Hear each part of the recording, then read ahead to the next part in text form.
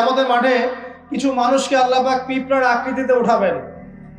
কিছু মানুষকে আল্লাহ পাক কিয়ামতের মাঠে পিঁপড়ার মতো আকৃতিতে হাসর করাবেন। তারা কারা?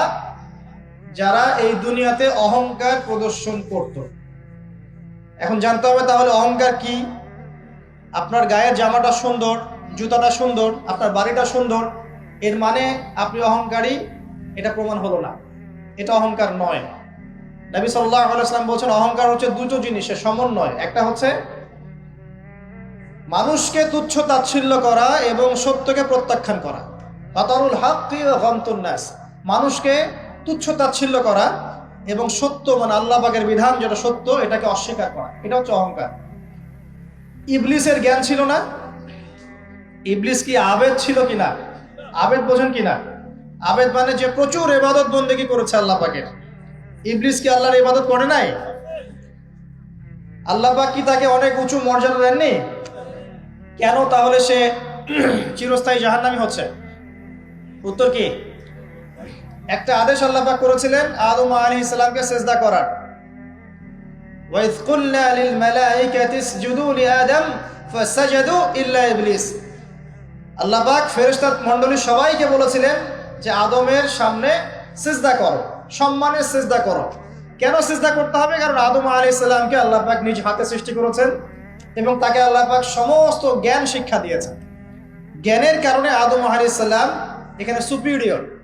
আল্লাহ পাক ফেরেশতাদেরকে ডেকে বলছেন তোমরা আদমের সামনে সিজদা করো। ইবলিস কিন্তু ফেরেশতা নয়, সে কিন্তু জিন। আল্লাহ পাক ফেরেশতাদেরকে বলছেন সিজদা করো, মানে কিন্তু এই নয় যে ইবলিসও ফেরেশতা।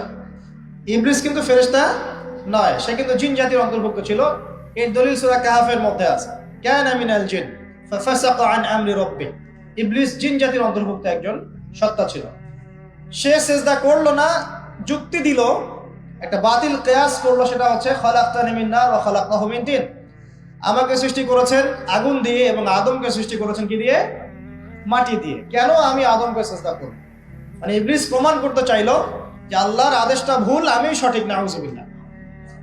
আবা ওয়াস্তাকবারা, সে উদ্ধত হলো এবং অহংকার প্রদর্শন করলো। এই একটা মাত্র কারণেই সে কিন্তু চিরস্থায়ী জাহান্নামের অন্তর্ভুক্ত হয়ে গেল। তো অহংকার কি? আল্লাহ পাকের আদেশটাকে তাহলে লঙ্ঘন করাই অহংকার, এবং অন্যকে তুচ্ছ তাচ্ছিল্য করাই কি? অহংকার। ইবলিস এখানে দুটো কাজই করেছে, আল্লাহর সত্যটাকে, হকটাকে অস্বীকার করেছে এবং আদম আলাইহিস সালামকে কি তুচ্ছ করে নাই? আচ্ছা, এখন আমরা যারা ইসলাম পালন করছি আমাদের মধ্যে এখন এই সমস্যাটা দেখা যায়, এই রোগটা দেখা যায়। 5 ওয়াক্ত নামাজ কয়েকদিন পড়লেই মনে হয় যে আমি খুব বড় মুসলিম হয়ে গেছি, অন্য ভাইরা মনে হয় খুব ভালো মুসলিম নয়। একটা ইগো প্রবলেম চলে আসে না? কথাবার্তা চালচলনে একটু ডিগ্রি সার্টিফিকেট অর্জন করলে মনে হয় যে আমি অনেক কিছু করে ফেলেছি বা আমল কিছু ভালো করেছি, মানুষকে না দেখানো পর্যন্ত ঘুম হচ্ছে না। বা আপনিও একজন দিনের প্রচারক, আরেক ভাই উনিও দিনের প্রচারক, তো তাকে নিন্দা সমালোচনার ঝর্ণা তুললে ভালো লাগছে না। মানে মানুষকে আন্ডারএস্টিমেট না করলে নিজের সুপিরিয়র এই সত্যটা প্রকাশ পাচ্ছে না, এটা কিন্তু অহংকার। আর আল্লাহ রাব্বুল আলামিন অহংকারী ব্যক্তিকে পছন্দ করেন না।